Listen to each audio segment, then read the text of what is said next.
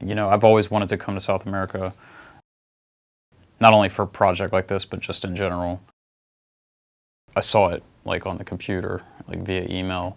I knew it was large, but I didn't fully realize the height until I got like here. I'd done a lot of other things that were big, but not that tall.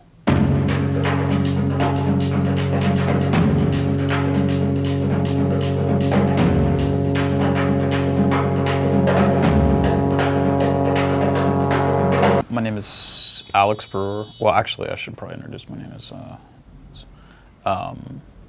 HENSE.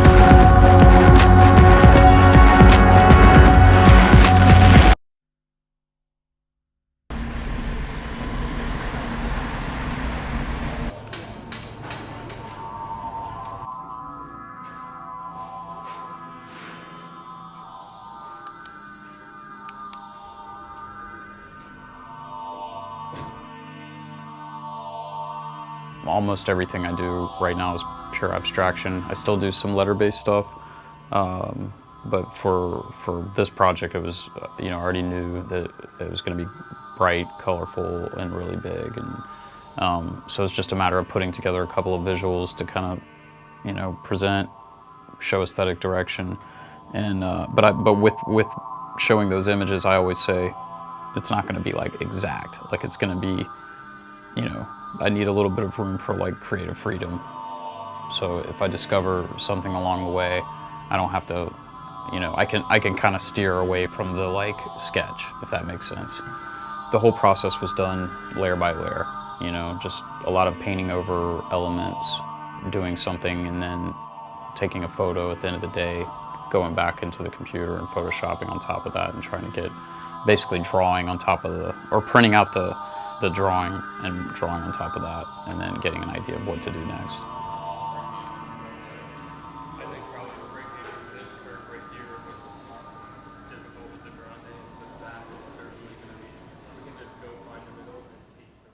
I selected the colors like selected colors that I've used in the past, colors that I'm comfortable with, and then some colors that are outside of my comfort range where I feel like, hey, this could be an interesting color that that I haven't used.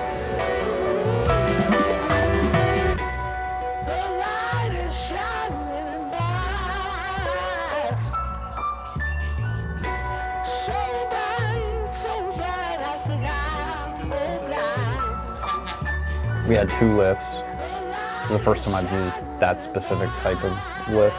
It was also the highest that I've been at the same time, so it was 2 variables of, well, actually 3, language barriers. Okay. Like because just from what I've seen, that looks like precarious. Like the paint, Yeah. like the heights. And the possibility of dying? Lifts I've never been in, and height I've never been at, so yeah, that was definitely like something to get over. The possibility of dying falling is when if you fall from 3.5 meters, it's 85% the possibility of dying if you fall from that high.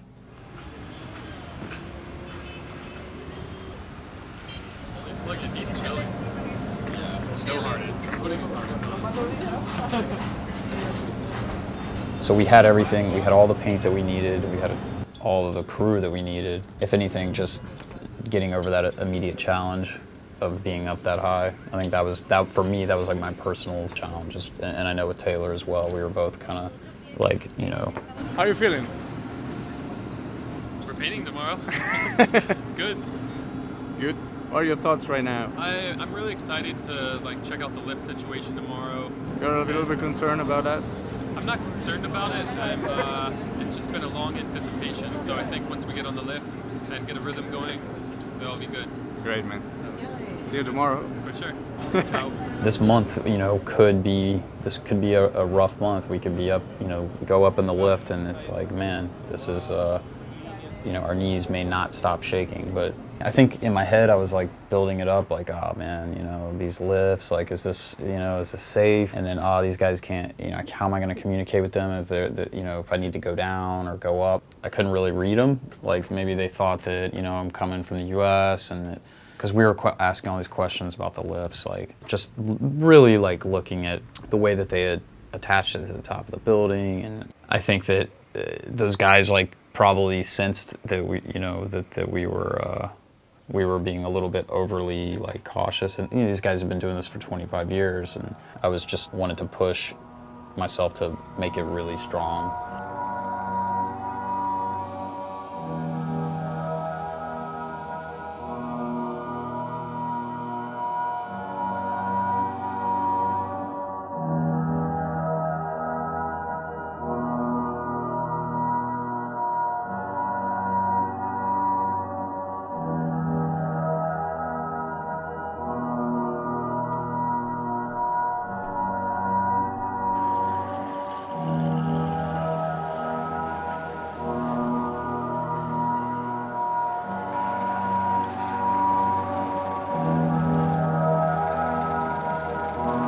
So the first few days were definitely, it's kind of like when you meet somebody for the first time, you don't know, you know. I mean, sometimes you're like, oh yeah, this guy's great, but with them it kind of took time. But I think working with the crew was amazing.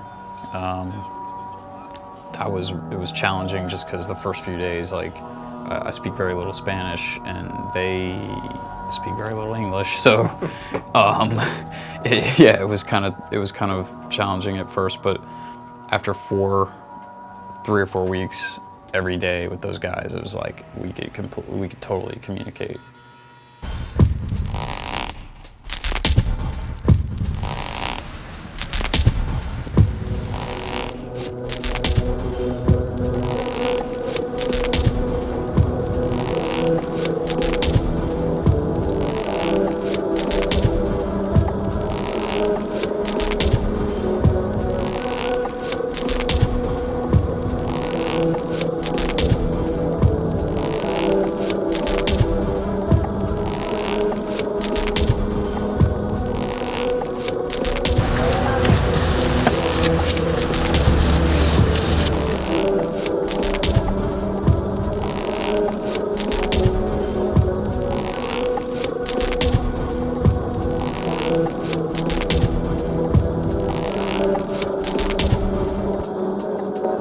How do you feel?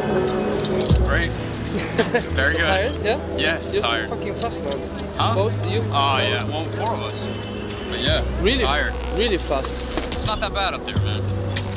I mean, it's, you know, I know it's secure. Yeah, that's cool. With like the nature of like pure abstraction, and it's when your emphasis is on color and shape in the process, because a lot of what I do is about the process, like physically, the act of doing it.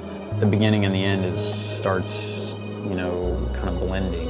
It's almost like you go from you make progress and you go linear, like kind of in a linear fashion, and then you kind of go back and like destroy what you just did in order to go even farther ahead. And it's a kind of an instinctual thing. It can be frustrating for me sometimes because if there is no clear, especially working with a crew and assistants, if there's no clear mission to get on, like, okay, we're gonna paint, you know, red dots today.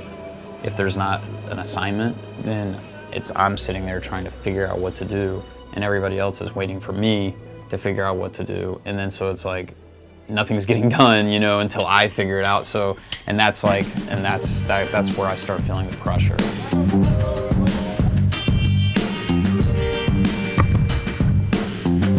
And especially with these lifts, you know, it's like the guys have to put the harnesses on, make sure we're safe, make sure we're harnessing correctly. You know, they've got to prepare to get in there, then we need to like, you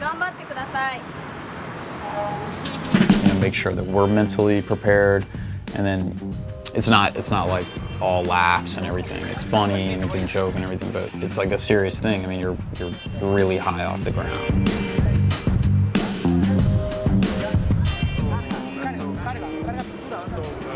So I already knew what I had, you know, as far as colors, but we would mix them, and the mixing is sort of something that happens that day. So if we wanted a really light pink, we would just mix a lot of it and use it. And then if we wanted something very pigmented, we would use something that isn't mixed. And it kind of takes, in order to make a color selection, it takes getting color on the wall, and then you can kind of think about the next color.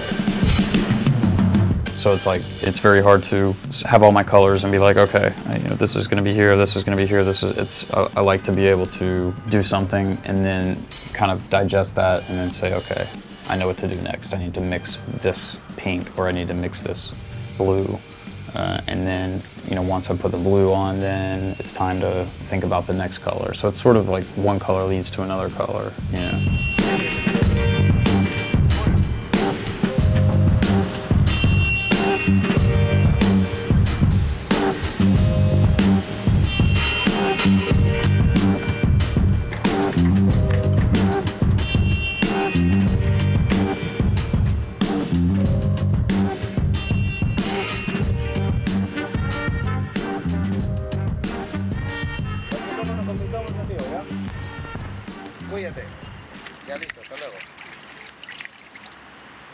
I think that you can generally, with pure abstraction, you can kind of go and go and go, and at some point you gotta, you know, I think there's a fine line between overworking something and then underworking it.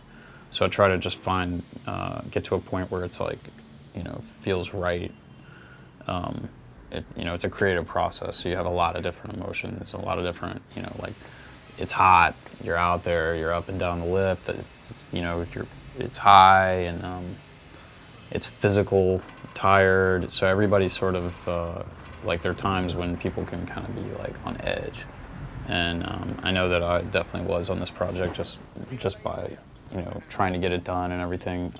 If it's really hot that day, if somebody was, like, you know, feeling weird that day, you could kind of sense it.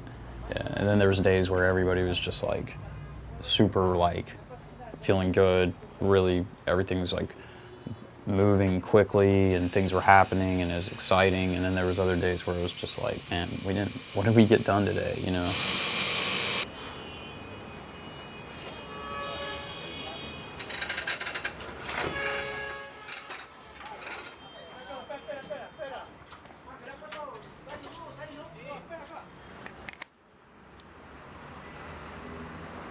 It's you know, it'd be like making a film, you know, it's like a long process and a lot of patience and a lot of, like, just going back and forth and trying to make it, you know, get to a point where everybody's, like, really happy with the project. So, like, at first, you know, it was like trying to show them, like, look, you don't make it clean, like, you know, make it, like, just be a painter, you know, don't think about how, you know, don't go against all the rules you've learned as, like, painting buildings, and just do it like this. And I would show them physically. Like this. They didn't understand that at first, but then as the project progressed, they were like, it was so funny because they would just, like, start doing it, you know, like mimicking that, and then they would tell each other, like, no, you got to do it more like this, you know.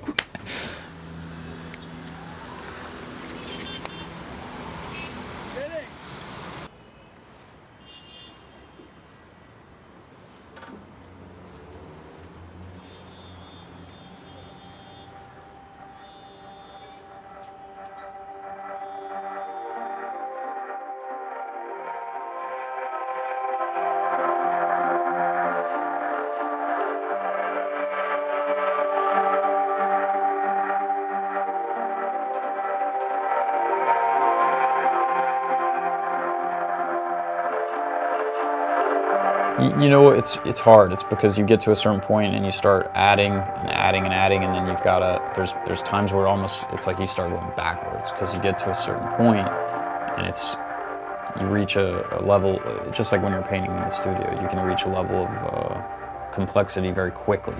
And sometimes, at least for me as an artist, when I achieve that very quickly, it's like, that wasn't satisfying. Like, even if it's like, reached a point of, you know, a very good composition, everything is working and balanced, but if it happens very quickly, it doesn't fulfill me.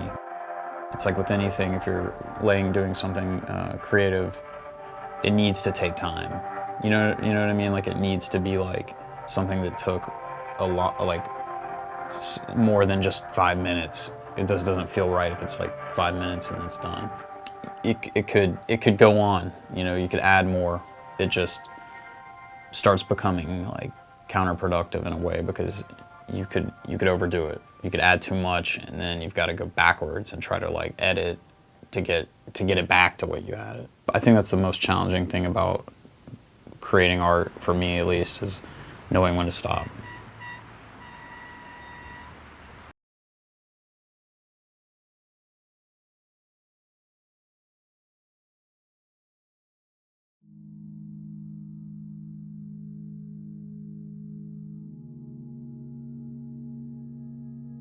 A lot of the time that was spent on this project, every day of being up early, breakfast, and go straight there and be there all day, and then go back and go to bed. You know, it's like not every day this happens. You know, it's like you get the right timing, the right people, the right energy, whatever, and I just feel that all those things happen. You know, all that stuff happened for a reason, kind of.